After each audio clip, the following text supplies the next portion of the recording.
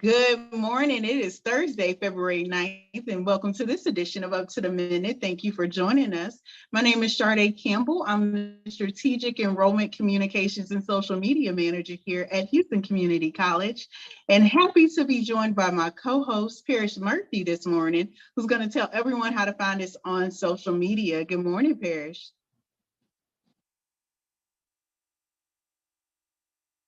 How are you today? Now that I'm unmuted, how are you today, Ms. Campbell? Good morning. I was like, oh, all right now. Yeah, see, technology is wearing me out already. You know, normally on the Zoom, they have the little mic, right? And, just kind of click the mic. And so now it's like this little blue box. And I'm just kind of like, what? See, technology wearing me out this early in the morning. You can also, you can catch us on a lot of different things. We're live on Houston Community College District Facebook page. And also we're on YouTube, we're on LinkedIn, we're on Twitter, and we're on Instagram. And we're also on HCCTV at noon, 5 and 10 p.m. Monday through Friday. All right. Well, that means you need to be able to catch us. Yeah, you can catch us. If you want to catch us, you can catch us. Yeah, if you're going to catch us, you're going to catch us. Basically. You don't need law enforcement. You can just catch us. You just got several places you can catch. Oh, my goodness. On that note.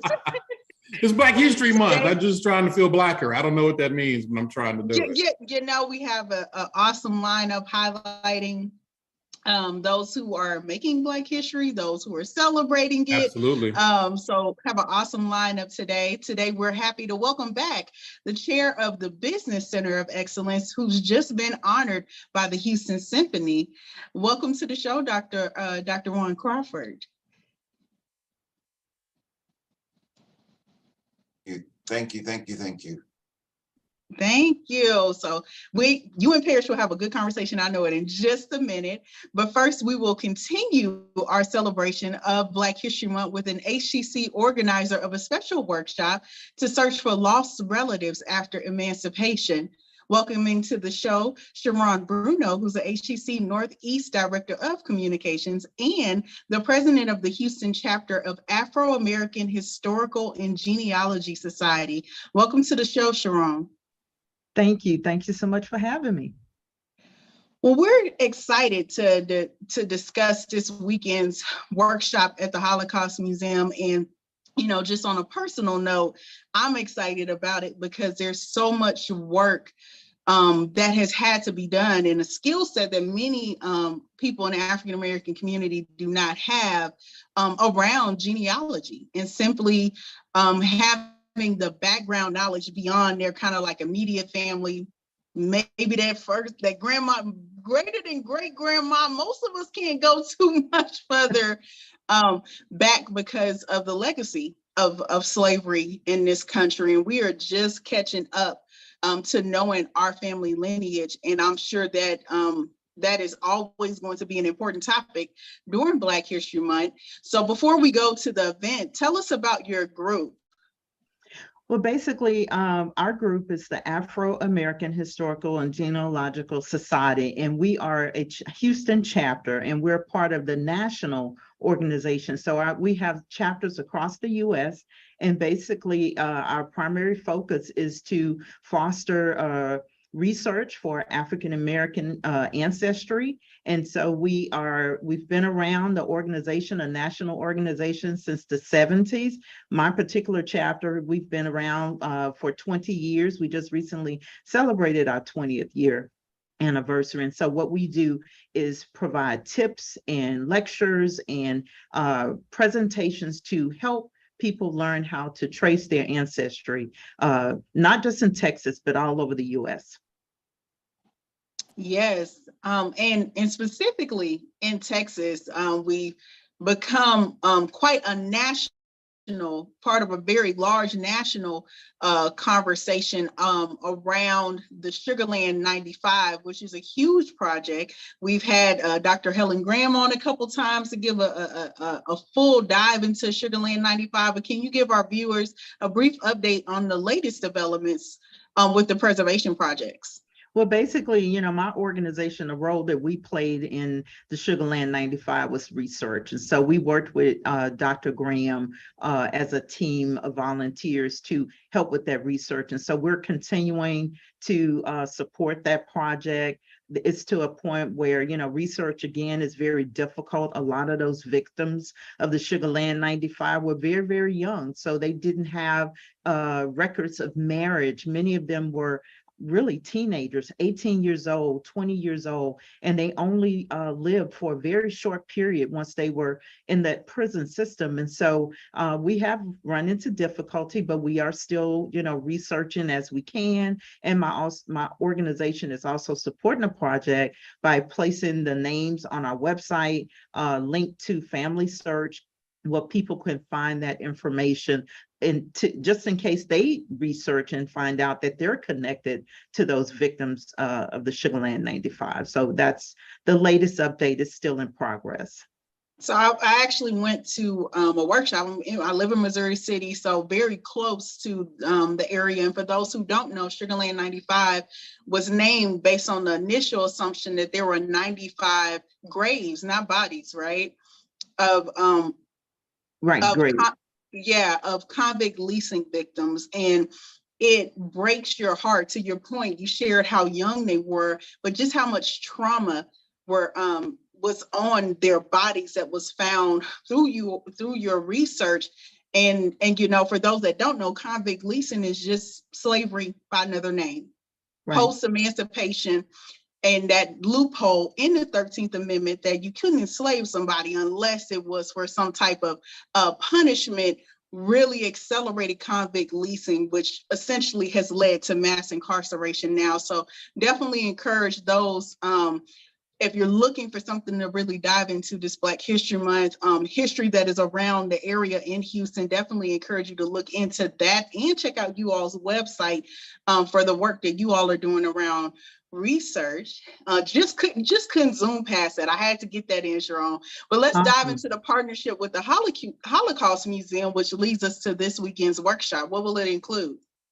Well, we're excited again to partner with the Holocaust Museum. We had an opportunity to partner with them before COVID hit in 2020, just before COVID, and we had an in-person workshop with them. And so they have been very supportive of us and donating their space and kind. And so we're really excited to be back in person for the first time since COVID this year with this workshop. And so this particular theme is focused on finding lost relatives after emancipation. So it's a half-day workshop. We're going to have 3 sessions. And so basically, we're going to have a genealogist who will be speaking about resources and strategies for researching your ancestors after emancipation. A lot of people believe that you can't find your ancestors, but really you can. There's documents out there. And so that's one. We also will be reviewing the documentary that was put on by Ancestry that highlighted 2 relatives who found their ancestor in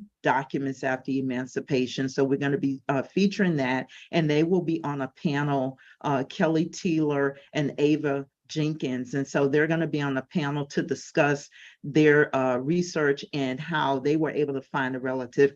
And then we will close out with a session about, additional tips for African Americans specifically in researching their ancestors after emancipation, and sharing some of the research that we did to also help the Teeler family find more information since the documentary about their family member.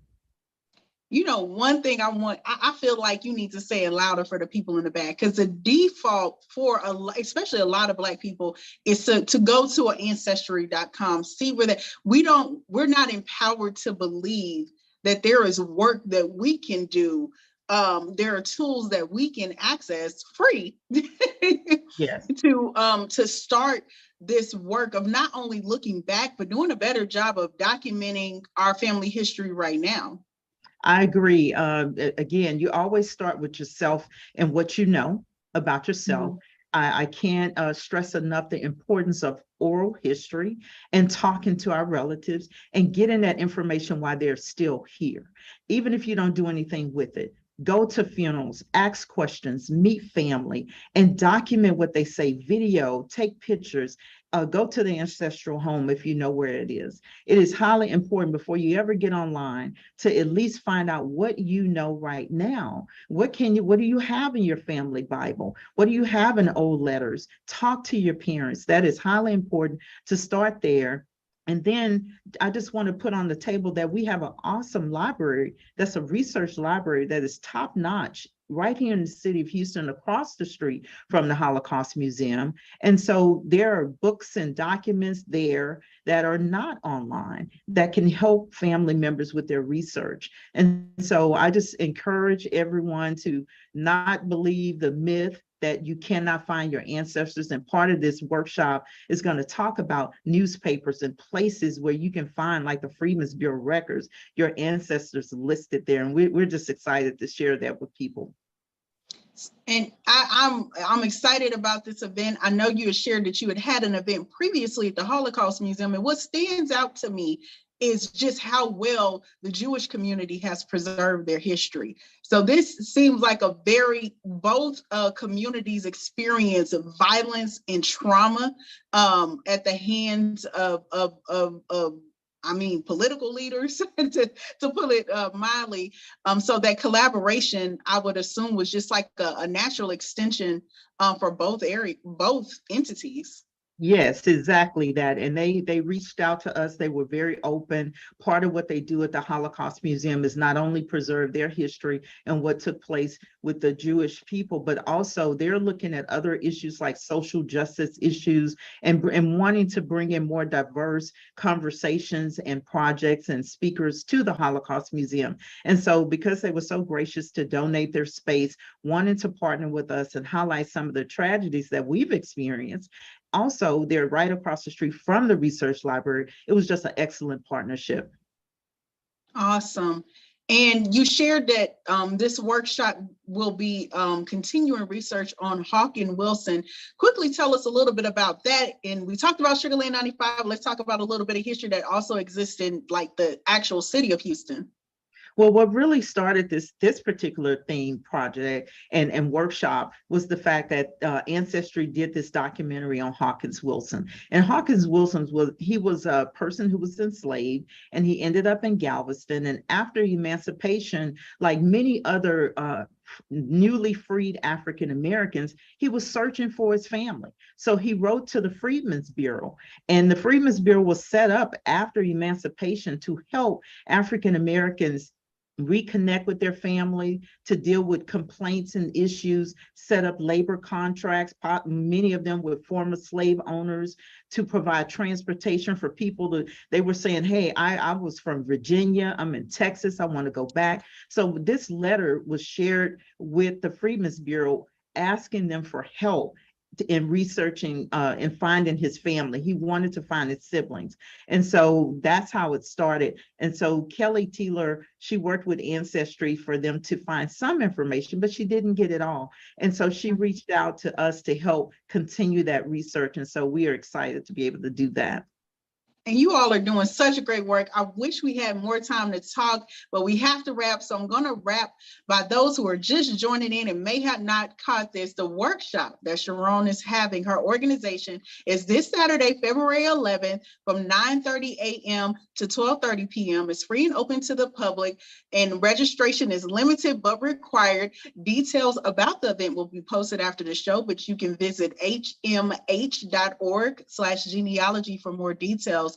Thank you so much for joining us, Sheron, who is the HCC Northeast Director of Communications and President of the Houston chapter of Afro-American Historical and Genealogy Society. Thank you so much for joining us. And thank you so much for having me. All right, we're going to be moving on to Parrish and Dr. Crawford. Take it away, Parrish. All right. I have the pleasure of talking to Dr. Juan Zane Crawford. He is chair of HCC's Business Center of Excellence and new chair of Houston Symphony's African American Leadership Council. Welcome to the show, Dr. Crawford. How you doing? Thank you. It's good to be here. Good to be here.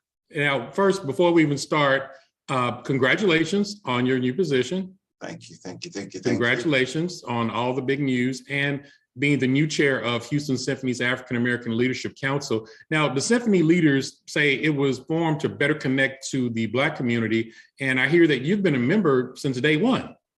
Yes, I have. I'm excited about that.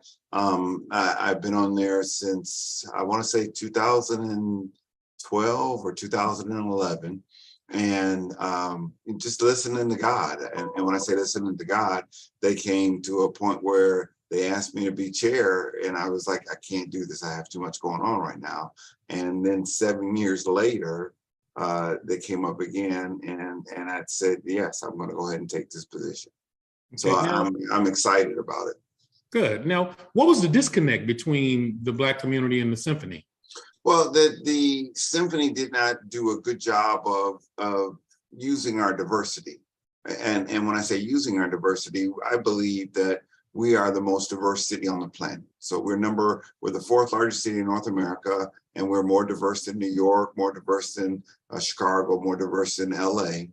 And so then what's bigger than us? Well, London, but 99% of them will be England. Mexico City, will be 99% of them will be Hispanic. Russia, Moscow, 99.9% of them will be Russian. And so then we are, I believe, the most diverse city on planet Earth. And instead of taking advantage of that diversity, let's figure out how to use it to our advantage. So now the Houston Symphony now has a Afro-American Leadership Council, they have a Hispanic Leadership Council, and they have an Asian American Leadership Council, so that they are trying to be able to use those things for not use them or take advantage of that, but be able to use that diversity to their advantage. Great. Now, what will this job entail? Right now, we partner with city. We are partnering with some of the venues in the city. So some of the we're going over to, I forget one of the high schools, a local high school, where we're putting the Symphony in those places for the community to be able to come out at no cost to see the Symphony.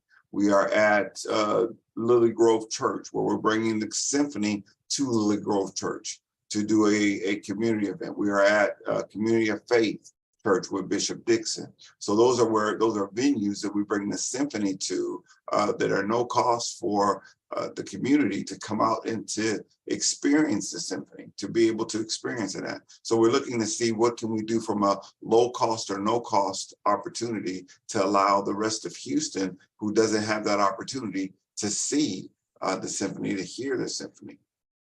They're missing out. I've been to the Symphony as a child. I was very fortunate enough to have a lot of diversity when it came to music in my life. And if you love music, the Symphony is absolutely outstanding.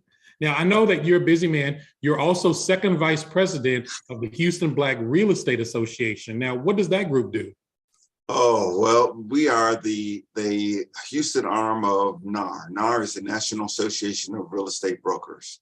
That organization came to be because in 1947, when they came to NAR, National Association of Realtors, to say we want to become realtors, they said no. I said, why? Because you're Black. I said, okay, 1957, they would not allow us in. 1967, they would not allow us in. It wasn't until 1972 that NAR allowed African Americans to become realtors. So now here we are. 30 years later, we are part of, we're realtors, but we still hold on to we're realtists. And that was one of the oldest trade organizations in America. And so we are the Houston chapter of the National Association of Real Estate Brokers. And I've been a part of that. I've been a part of that now for several years. And that was actually how I got to HCC, because they were looking for mentors. And I volunteered, 1 semester, 2 semesters. After my 3rd semester volunteering, they said, would you like to become an adjunct? Let me think about that. So I went out and filled out my paperwork and did my first interview, and ended up as an adjunct. I started as an adjunct in 2014, in the spring of 14. And here we are now, 9 years later, and I'm the chair of the business division. Wow. Now, you do a lot of stuff. You're a retired United States Air Force captain and received a PhD from Prairie View A&M University. Which did you do first? Did you serve the country first, our country first? So I was enlisted. I was enlisted for 11 years and kept going to school, and got my degree from Wayland Baptist University, and I applied to become a commissioned officer. So I was a commissioned officer for 10. I flew aboard the Rivet Joint Reconnaissance Platform. We flew against our adversaries, flew out of Japan, and don't tell anybody, but I have been retired from the Air Force for 20 years. Oh my God. Whoa. Wow. 20 years. It seemed like just yesterday. And so in that retirement, I felt God leading me to Prairie View.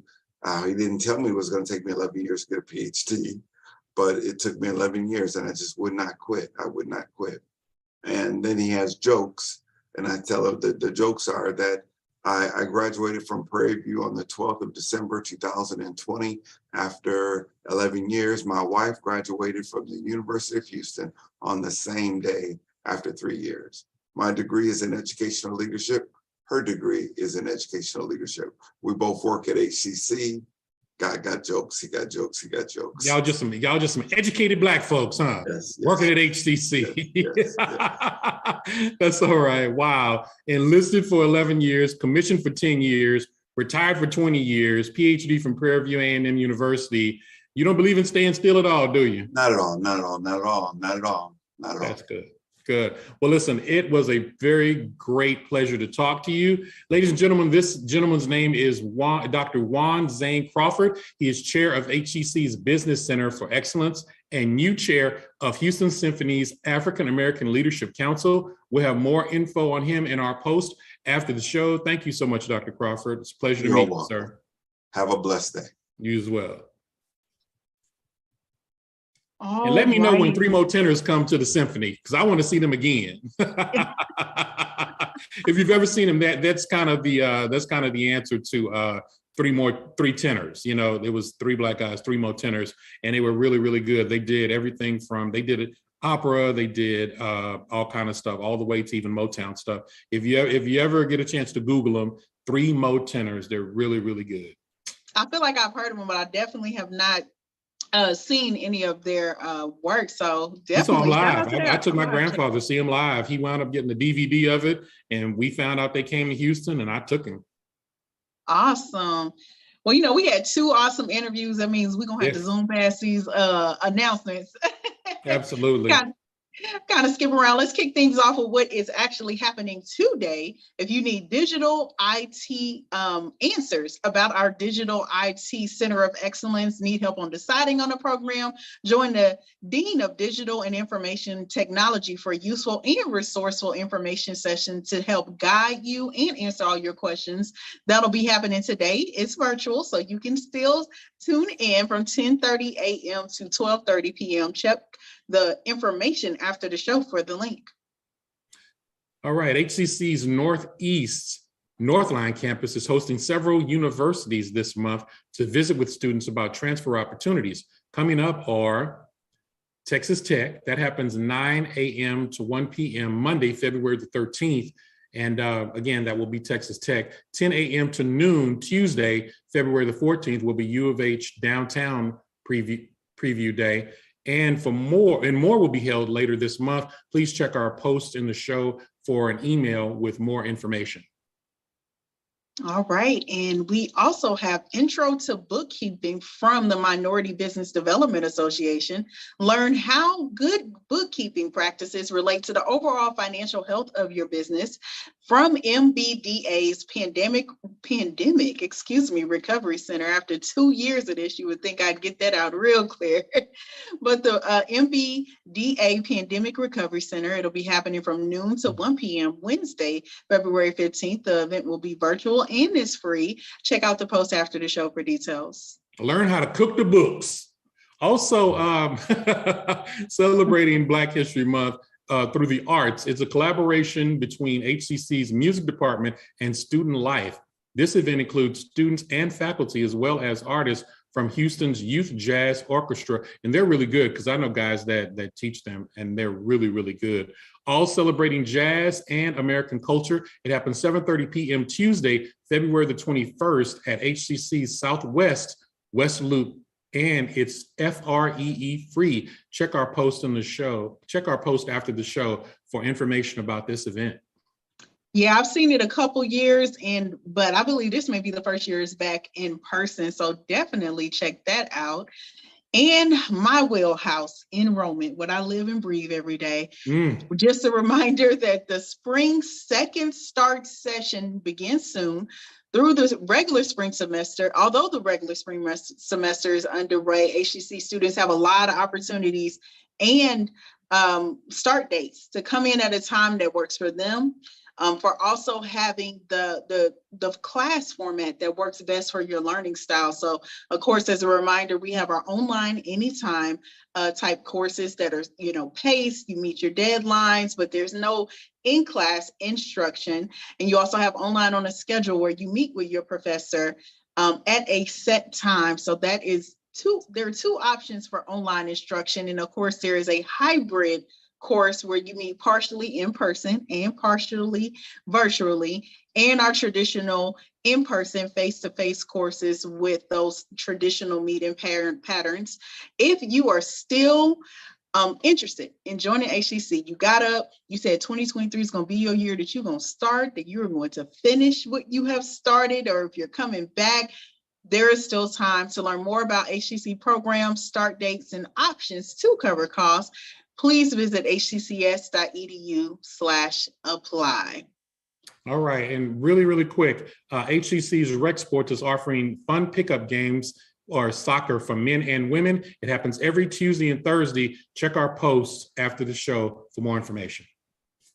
Yes, and coming up next, looking ahead, we're congratulating HCC's League of Innovation winners, starting with Dr. Sun, professor of chemistry. And for Film Friday, we will welcome back Film Lab, a local production company that does all kinds of work, but one of them is sports, including the Super Bowl, which is on a lot of people's minds for this Sunday. So we thought that would be good timing. Thank you so much for joining us for this edition of Up to the Minute. We'll see you next time.